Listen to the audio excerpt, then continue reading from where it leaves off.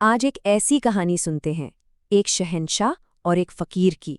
एक ऐसी मुलाकात जो हमें सोचने पर मजबूर कर देती है कि असली दौलत और खुशी का मतलब आखिर है क्या। एक सवाल है, पूरी दुनिया जीतने के बाद क्या? सब कुछ हासिल कर लेने के बाद इंसान आखिर करता क्या है? आज की कहानी एक ऐसे ही शहंशाह की है जिसे लगता था उसे इस सवाल का जवाब मालूम है। तो कहानी शुरू होती है जब दो बिल्कुल अलग दुनियाएं टकराती हैं। सोचिए, एक तरफ वो शहंशाह जो पूरी दुनिया को जीतने निकला था, और दूसरी तरफ एक ऐसा फकीर जिसके पास खोने के लिए कुछ था ही नहीं। मतलब दोनों में जमीन आसमान का फर्क।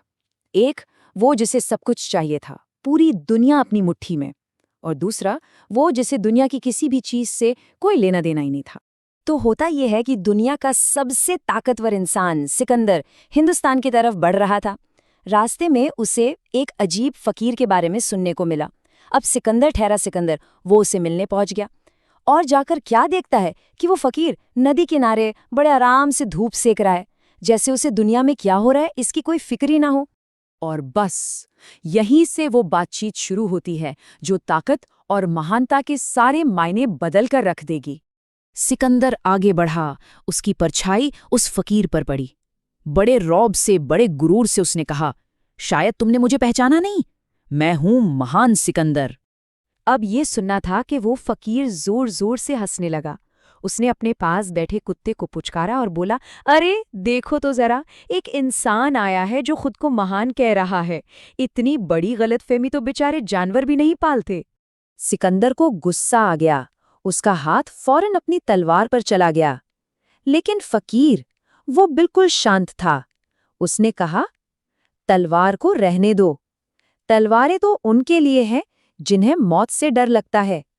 हम तो वो सपने ही देख चुके हैं जिनसे मौत का डर पैदा होता है। फकीर की ये निडरता देखकर सिकंदर सच में हैरान रह गया। उसका हाथ तलवार से हट गया। उसे ये एहसास हो गया कि इस आदमी के सामने हथियार किसी काम के नहीं।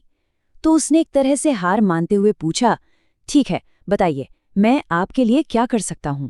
और फकीर का जो जवाब था उसने सिकंदर को हिलाकर रख दिया।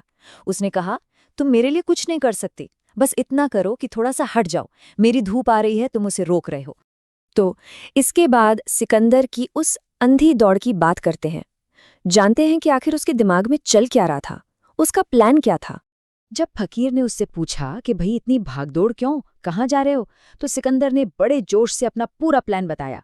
बोला, पहले ये जमीन जीतूंगा, फिर हिंदुस्तान, फिर चीन, फिर पूरी दुनिया जीतूंगा। फकीर ने पूछा, अच्छा और उसके बाद? सिकंदर बोला, उसके बाद मैं चैन से आराम करूंगा। अब सिकंदर के इस लंबे चौड़े घुमावदार रास्ते पर फकीर का सीधा और सरल जवाब सुनते हैं। ये सुनकर फकीर फिर से हंस पड़ा। अपने कुत्ते की तरफ देखकर बोला, देखो तो इस पागल को, हम यहीं अभी इसी पल आराम कर रहे हैं, बिना कुछ जीते, और ये साहब पूरी दुनिया जीतने के बाद आराम करने की सोच रहे हैं। अरे भाई, अगर आखिर में आराम ही करना है तो ये इतनी लंबी दौड़ किस लिए? फिर उस फकीर ने सिकंदर को अपनी झोपड़ी में बुलाया।